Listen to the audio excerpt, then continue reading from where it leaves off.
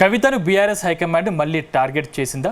పార్టీల నుంచి సస్పెండ్ చేశాక జాగృతిని బలహీనపరిచేందుకు ప్రయత్నాలు మొదలుపెట్టిందా? జాగృతిలో కీలక నేతలకు టచ్లోకి వెళ్ళి చేరికలను ప్రోత్సహిస్తోందా? బీఆర్ఎస్ చర్యతో కవిత దిమ్మ తిరిగిపోతోందా? కేసీఆర్ అసలు సిసలు రాజకీయం అర్థం కాక కవిత టెన్షన్ పడుతోందా?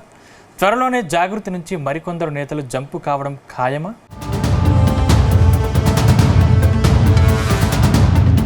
ఎమ్మెల్సీ కవిత విషయంలో బీఆర్ఎస్ రాజకీయం మొదలుపెట్టింది. కవితను మరింత దెబ్బ కొట్టేందుకు పావులు కదుపుతోంది.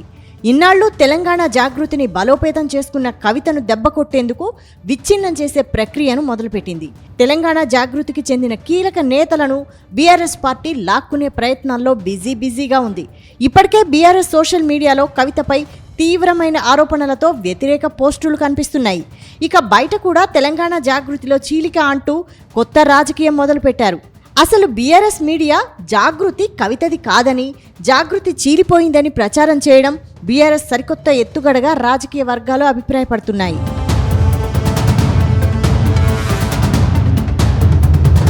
ఈ నేపథ్యంలో తెలంగాణ జాగృతికి కొందరు నేతలు షాక్ ఇచ్చారు. తాము కేసీఆర్ కోసమే పనిచేస్తామని, కేసీఆర్ నిర్ణయానికే కట్టుబడి ఉంటామని ప్రకటించారు.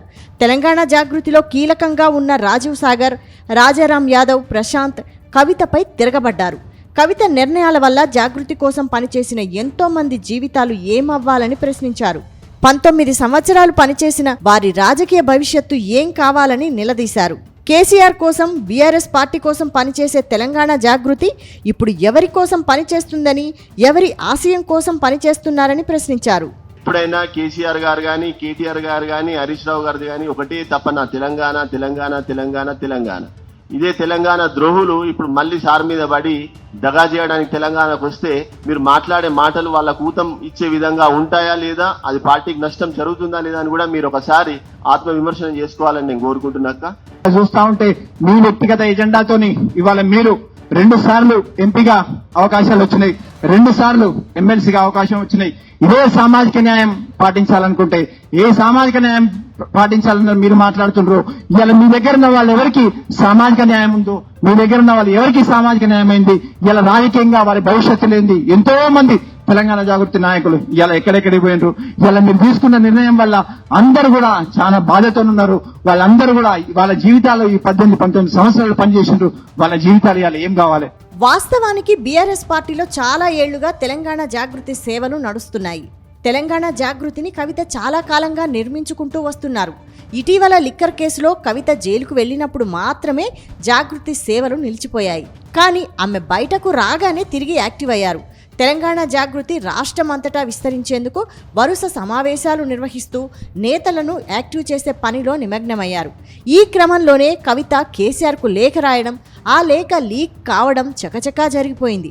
ఆ తర్వాత బీఆర్ఎస్ వర్సెస్ కవిత అన్నట్టుగా సీన్ మారింది. చివరకు కవితను పార్టీలో నుంచి గెంటేశారు. అంతేకాదు, ఇప్పుడు తెలంగాణ జాగృతిని కూడా బలహీనపరిచే పనిలో గులాబీ లీడర్లు ఉన్నట్టు తెలుస్తోంది.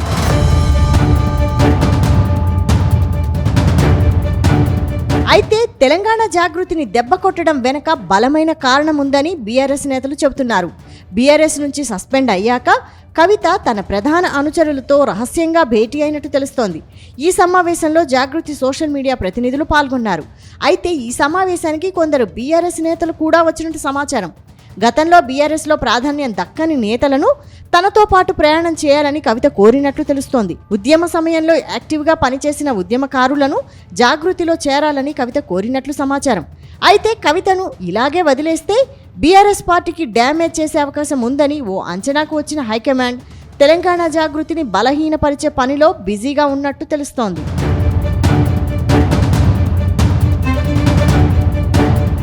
మొత్తం మీద కవిత ప్రకటన కోసం చాలా మంది నేతలు కూడా ఎదురు చూస్తున్నట్టు తెలుస్తోంది. తన తదుపరి కార్యాచరణను 2-3 రోజుల్లో కవిత ప్రకటించే అవకాశం ఉంది.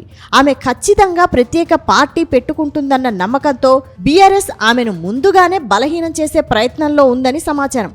కానీ కవిత తనపై ఎలాంటి దాడి జరుగుతుందో తెలుసు కాబట్టి సన్నద్ధమయ్యే ఉన్నారని జాగృతిలో యాక్టివ్గా ఉన్నవారు చెబుతున్నారు.